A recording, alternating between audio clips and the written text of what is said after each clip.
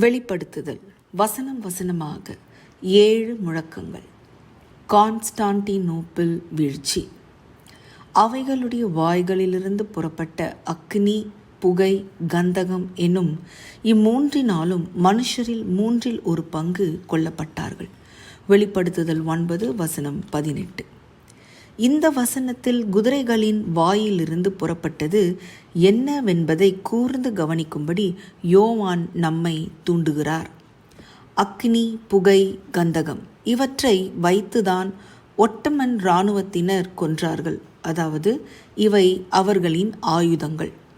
துருக்கியர்கள் ஆட்சிக்கு வந்த சமயத்தில் என்ன வகையான ஆயுதம் முக்கியமாக பயன்பட்டது? நெருப்பை கக்குகிற ஈட்டிகளை கண்டுபிடித்த பெருமை சீனர்களை சேரும். அதுதான் இன்று துப்பாக்கிகளாக மாறியுள்ளது. துப்பாக்கியால் சுடப்படுவதை பார்த்திருக்கிற ஒருவரால் அக்கினி, புகை, கந்தகம் பற்றிய அப்போஸ்தலின் விளக்கம் எவ்வளவு துல்லியமானது என்பதை புரிந்து கொள்ள முடியும். ஆனால் துப்பாக்கிகள் மட்டுமல்ல, பீரங்கி போன்ற துப்பாக்கி மருந்து சம்பந்தப்பட்ட எந்த ஆயுதமும் இதற்கு பொருந்தும். ரோமர்களிடமிருந்த ஒரு தலை சிறந்த பீரங்கி வீரர் அங்கிருந்து ஒட்டமன் சாம்ராஜ்யத்திற்கு வந்தபோது இளைஞனான சுல்தான் 2ஆம் மெஹமத் அவனிடம் 600 பவுண்ட் குண்டுகளை சுடக்கூடிய ஒரு பெரிய வெண்கல பீரங்கியை உருவாக்குகிற வேலையை கொடுத்தார். அதுதான் அப்போது உலகத்திலேயே மிகப்பெரிய பீரங்கி. சில மாதங்களுக்குள் அந்த ஆயுதம் தயாராகிவிட்டது. நீண்ட காலமாக கான்ஸ்டான்டினோப்பிள் மேலேயே நோக்கமாயிருந்த மெஹமத் புதிதாக அமைக்கப்பட்ட தனது இராணுவத்துடன் அந்த நகரத்தின் மீது படைகளை நகர்த்தினான்.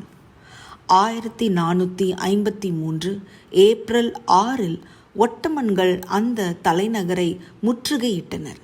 6 வாரங்களில் வெற்றி பெற்றார்கள். அந்த நகரத்தின் 3 அடுக்கு கோட்டை பிரபலமானது.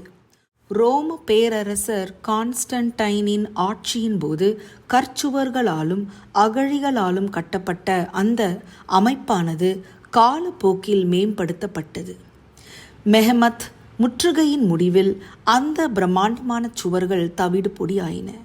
அவற்றின் பல பகுதிகள் முற்றிலும் இடிக்கப்பட்டன.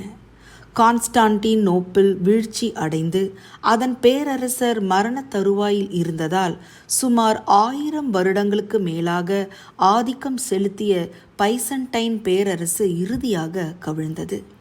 ஆனாலும் இந்த அழிவில் மனுஷரில் 1/3 மக்கள் கொல்லப்பட்டார்கள் என்று யோவான் நினைவூட்டுவது குறிப்பிடத்தக்கது. ஒட்டமன்கள் பெரும் நிலப்பரப்புகளை பிடித்திருந்தாலும் அவை கிழக்கு ஐரோப்பாவில் மட்டுமே என்பது குறிப்பிடத்தக்கது. மேற்கு ஐரோப்பாவில் அந்தகாரமான ஒரு வல்லமை வளர்ந்து வந்தது. மதசார்பற்ற மேற்கத்திய ரோம பேரரசில் இருந்து ரோம போப்பு வல்லமையாக மாறிய ஓர் அமைப்பு இன்னும் மீதி இருந்தது. மேலும் 15ஆம் நூற்றாண்டில் அது ஒரு மோசமான வல்லமையாக மாறியது. இரக்கமுள்ள சிருஷ்டிகரே, பேரழிவு ஆயுதங்களை மனிதர்கள் தொடர்ந்து உருவாக்கி வருகிற அதே வேளையில் ரட்சிப்பின் செய்தியை உலகத்திற்கு அறிவிக்க நீர் கொடுத்திருக்கிற மகத்தான ஊழிய பணிக்காக உமக்கு நன்றி செலுத்துகிறோம். மத்தேயு 28 வசனங்கள் 19 மற்றும் 20. அதிக ஆராய்ச்சிக்கு தானியேல் 8 வசனம் 10, வெளிப்படுத்துதல் 8 வசனம் 7, வெளிப்படுத்துதல் 12 வசனம் 4. ஆமேன்.